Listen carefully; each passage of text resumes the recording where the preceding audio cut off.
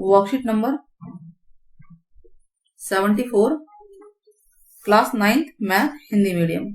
बच्चे इसको स्टार्ट करने से पहले आप लोग देख लीजिए, ये हमारे कुछ चैनल्स हैं, आप उनको सब्सक्राइब कर सकते हैं, शेयर कर सकते हैं और ज्यादा हमारे चैनल पे आप लोग बन सकते हैं। तो चलिए स्टार्ट करते हैं। Worksheet number 74 class 9th math, question number 1। अब देखिए वर्कशीट 28, 29, 30 और 31 चैप्टर 7 से रिलेटेड है ये और उसकी रिवीजन वर्कशीट है ये। तो स्टार्ट करें। पहले में क्या है, रिक्त स्थान भरना है। किसी त्रिभुज के बराबर कोणों की सम्मुख भुजाएं, जो बराबर कोण है यानी जो सम्मुख समान कोण होते हैं ना, देखिए मैं त्रिभुज बना के दिखाती हूँ आपको। ये कोण, इसमें ये कोण बराबर है, ठीक है। तो इसके सम्मुख भुजा यानी इसके सामने की ये भुजा हो गई, इसके सामने की ये भुजा होगी, ये क्या होगी, बराबर ही तो होती है। यहाँ पे क्या आ जाएगा, बराबर, ठीक है। एक समद्विबाहु, एक समबाहु त्रिभुज, समबाहु मतलब इसके तीनों भुजा बराबर, उसके सभी कोण क्या होंगे, सभी कोण 60 डिग्री के होते हैं या बराबर होते हैं, लिख सकते हैं आप 60 डिग्री भी लिख सकते हैं या बराबर भी। समकोण त्रिभुज एबीसी और समकोण त्रिभुज डीईएफ में AB EF के इक्वल है, AC DE के इक्वल है और देखो एक कोण समकोण भी है, तो तीन चीजें तो हो ही गई।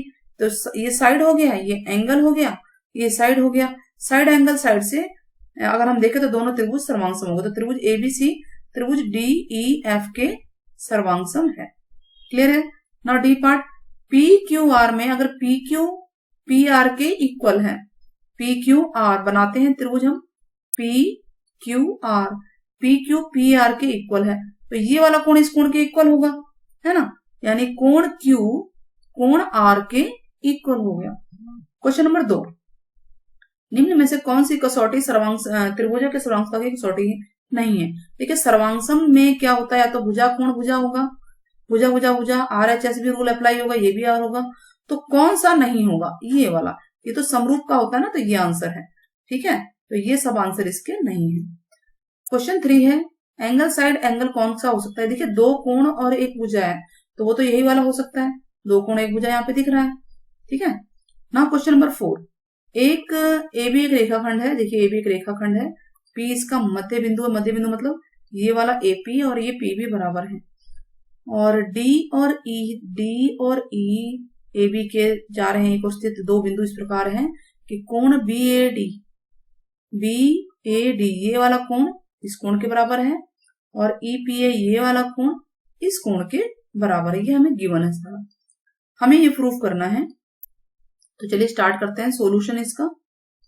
सबसे पहले कि हमें त्रिभुज को सर्वांग करना है, जिन त्रिभुज को वही हम त्रिभुज ले लेते हैं। तो पहला पार्ट क्या है, त्रिभुज DAP तथा त्रिभुज EBP में तीन बातें ढूंढनी है। DAP इस त्रिभुज में और इस वाले त्रिभुज में, देखो ये कोण इसके बराबर है, इसको 1 नाम देते हैं, इसको 2 दे देते हैं। कोण 1 बराबर है कोण 2 और ये हमें दिया हुआ है ना ये। दूसरा अगर हम देखें तो बताइए दूसरा क्या होगा, ये AP PB के बराबर है, क्योंकि P तो मध्य बिंदु है, AP बराबर है PB के।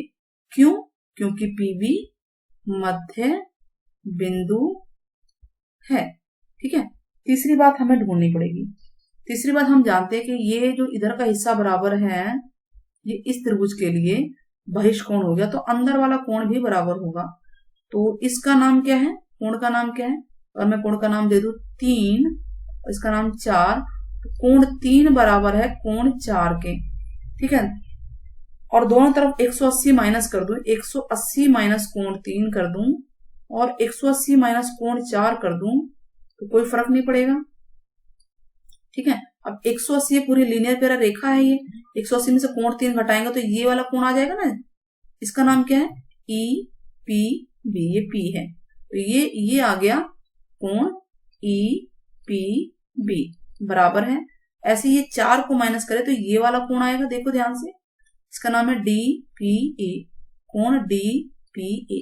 तो एंगल साइड एंगल से त्रिभुज सर्वांगसम हो गए, दोनों त्रिभुज DAP सर्वांगसम है त्रिभुज EBP के एंगल साइड एंगल, दो कोण और एक भुजा से हमने कर दिया पहला पॉइंट। सेकंड पॉइंट ये एडी और ईबी सीपीसीटी से है, ठीक है।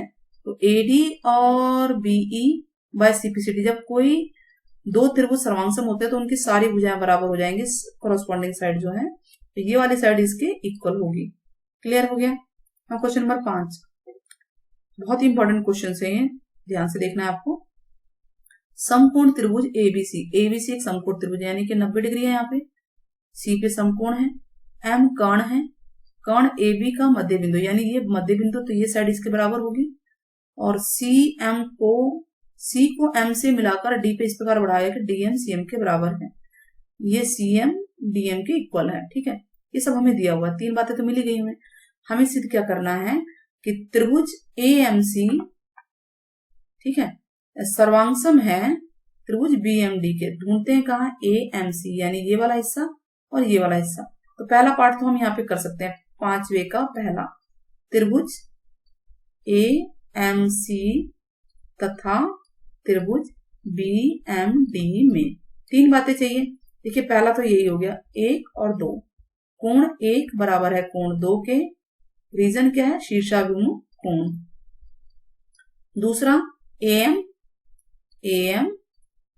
बीएम के बराबर है, ये हमें दिया हुआ है, दिया है ना। अगला भी दिया हुआ है, देखो एमसी बराबर है एमडी के, ये भी दिया हुआ मध्य बिंदु था ना वो। तो त्रिभुज क्या हो गए, त्रिभुज एएमसी सर्वांगसम है त्रिभुज बीएमडी के। भुजा कोण भुजा, 2 भुजा और 1 कोण थे, है ना। तो पहला पार्ट तो हो गया, ये काम भी हो गया। अब देखो सेकंड पार्ट के लिए पहले थर्ड पार्ट को सर्वांगसम करो, क्योंकि ये कह रहा है ए सी बी पूरा बड़ा वाला और ये डीबीसी त्रिभुज को सर्वांगसम करना। तो हम पहले 5वें का थर्ड पार्ट करते हैं। थर्ड पार्ट में 3 बातें चाहिए, तो त्रिभुज का नाम लिख लेते हैं, त्रिभुज क्या नाम है इसका, डीबीसी तथा त्रिभुज एसीबी में। देखिए बीसी तो दोनों में है, बीसी देखेंगे तो हम दोनों में है, कॉमन है ना दोनों में, तो इसे हम लिख सकते हैं कॉमन या उभयनिष्ठ हिंदी में बोलते हैं। दूसरा देखिए और क्या चीज है, अब जब ये 2 त्रिभुज सर्वांगसम किए थे हमने पहले पार्ट में, त्रिभुज सर्वांगसम किए थे, तो ये कोण इस कोण के बराबर आया था, ठीक है, बाय सीपीसीटी, ठीक है, पार्ट 1 का। तो इसका मैं अगर नाम 3 दे दूं और इसका 4 दे दूं, तो कोण 3 कोण 4 के बराबर हो गया। कहां से आया, कोण 3 कोण 4 के बराबर आ गया, सीपीसीटी ऑफ पहला पार्ट, पहले पार्ट का सीपीसीटी है, ठीक है। तीसरी बात और ढूंढनी है। अब तीसरी बात क्या होगी बताइए, तीसरी बात भी देखिए ध्यान से, ये वाली साइड इस साइड के इक्वल होगी, ये भी सीपीसीटी है पहले पार्ट की, पहला पार्ट तो पूरा सर्वांगसम हो गया ना, तो यानी एसी बीडी के इक्वल हो गया, एसी बीडी के इक्वल है, रीजन वही होगा सीपीसीटी ऑफ फर्स्ट पार्ट। तो हम ये देख रहे हैं कि दोनों बड़े वाले त्रिभुज डीबीसी और एसीबी क्या हो गए, त्रिभुज डीबीसी सर्वांगसम होंगे त्रिभुज एसीबी के। ये सीपीसीटी फर्स्ट पार्ट के हैं बच्चों, ध्यान रखना है, ठीक। अब ये सर्वांगसम हो गए किससे हुए हैं, साइड एंगल साइड से, भुजा कोण भुजा। अब सेकंड पार्ट आप कर सकते हैं, अगर सर्वांगसम है तो देखिए ये वाला कोण 90 है, तो ये भी 90 होगा, दोनों कोण बराबर होंगे, तो डीबीसी भी 90 आ गया, एसीबी, ठीक है। तो इसका मतलब है कोण एसीबी बराबर है कोण डीबीसी के, और सीपीसीटी से ये बराबर हुए और दोनों ही 90 डिग्री के हो गए। तो हम ये देख रहे हैं कि पहले पहला हुआ, फिर तीसरा हुआ, फिर सेकंड क्वेश्चन हुआ है, ठीक है। थर्ड भी हो जाएगा। थर्ड क्या है, सीएम एबी का आधा है, सीएम एबी का आधा। देखिए अब ये पूरी लाइन भी तो पूरी लाइन के बराबर हो गई ना, अभी तो हमने सिद्ध किया सर्वांगसम त्रिभुज पूरा बड़ा वाला किया, तो ये जो एबी लाइन है और सीडी, एबी और सीडी बराबर है कि नहीं है, एबी और सीडी बराबर है सीपीसीटी, थर्ड वाला सीपीसीटी, थर्ड वाला ट्रायंगल जो हमने किया है, तो दोनों बराबर है। और हमें रखना क्या है, एबी तो हमें रखना है, सीडी के 2 पार्ट है, सीडी के 2 पार्ट कौन कौन से हैं, सीएम और एमडी, यही है ना, सीएम और एमडी। तो इसकी जगह हम लिख सकते हैं सीएम प्लस एमडी, इसमें ये दोनों बराबर ही हैं, तो ये भी सीएम हो गया, ये भी सीएम हो गया। क्यों, क्योंकि सीएम इक्वल है एमडी के, तो ये 2 बार cm हो गए, तो AB बराबर हो गया 2 cm, तो cm हो गया हाफ AB। इस तरह से हमारा ये आंसर आ गया। क्लियर हो गया क्वेश्चन नंबर 5 पूरी तरह से। तो चलिए क्वेश्चन नंबर 6 की बारी है। क्वेश्चन नंबर 6 क्या कह रहा है, त्रिभुज एबीसी एक समद्विबाहु त्रिभुज है। देखते हैं, समद्विबाहु मतलब ये भुजा इसके बराबर है, दे रखी है, और एडी एबी के बराबर है, एबी और एडी बराबर है। हमें सिद्ध करना है कि ये 90 आ जाए बीसीडी। तो 90 लाने के लिए तो कुछ ना कुछ तो हमें इसकी टिप्पणी लगानी पड़ेगी, है ना। तो चलिए स्टार्ट करते हैं। सबसे पहली बात कि हमें दिया क्या, हम वो लिखते हैं। क्वेश्चन नंबर 6 में हमें दिया हुआ है AB इक्वल टू AC, है ना, त्रिभुज एबीसी में, त्रिभुज एबीसी में। तो ये इक्वल, तो ये एंगल इसके बराबर होगा ना, ये वाला एंगल 1 एंगल 2 के, एंगल 1 इक्वल है एंगल 2 के। ठीक है, क्या बोलते हैं, समान भुजाओं के समकोण बराबर होते हैं ना, बराबर भुजाएं हैं तो उसके समकोण भी बराबर होंगे। बराबर या समान लिख लीजिए, बराबर भुजाओं के समकोण बराबर होते हैं।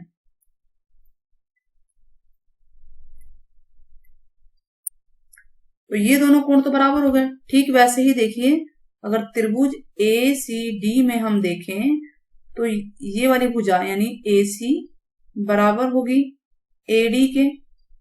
क्यों बराबर होगी, क्योंकि AC AB के भी बराबर है ना, क्योंकि AC AB के बराबर है और AB AD के बराबर है। तो सीधी सी बात है AC AD के बराबर हो गई।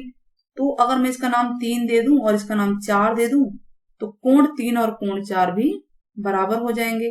कोण 3 बराबर कोण 4, रीजन वही होगा, समान भुजाओं बराबर भुजाओं के समकोण बराबर होते हैं।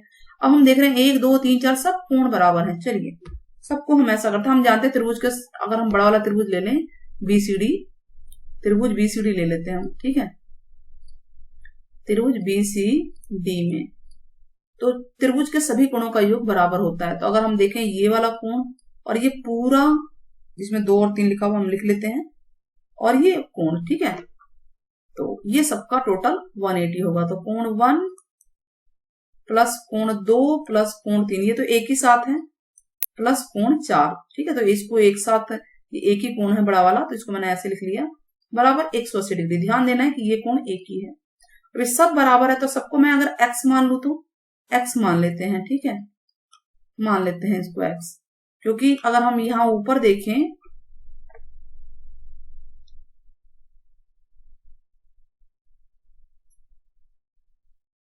एक 4 के 2 3 के सब आपस में बराबर हो गए। यहाँ पे अगर ऊपर की इक्वेशन लें तो कोण 1 कोण 2 कोण 3 कोण 4 सब बराबर होगा, सबको हमने x मान लिया। देखिए कैसे बराबर हुए सारे, दोबारा आपको बताते हैं यहाँ पे कि ये कोण इसके बराबर है, ठीक है, और ये कोण इसके बराबर है, ये भुजा इसके बराबर है, तो इसके सामने ये कोण है, तो कोण 2 कोण 4 के बराबर हुआ, और कोण 4 3 के भी बराबर। तो सारे आपस में बराबर हुए कि नहीं हुए, तो 1 2 3 4 सब बराबर हो गए, हमने लिख दिया इसे। तो अब सबको हमने x मान लिया, तो x x x x बराबर 180 डिग्री, तो ये हो गया 4x बराबर 180 डिग्री। x की वैल्यू आ गई 180/4, कितना आ गया 45 आ गया x। और हमें निकालना क्या है, हमें निकालना है एंगल BCD, वो होगा 45, यानी कौन कौन से दो कोण का टोटल है वो देख लो, 2 और 3 का टोटल है, ठीक है ना, कोण 2 और कोण 3 का टोटल है। तो हम यहां लिख देंगे कोण 2 जमा कोण 3, 45 प्लस 45 90 डिग्री आ गया। इस तरह से अगर हम देखें तो वर्कशीट पूरी होती है। आई होप आपको वीडियो पसंद आई तो चैनल को सब्सक्राइब करना ना भूलें, साथ ही ज्यादा शेयर करें। Take care, bye bye.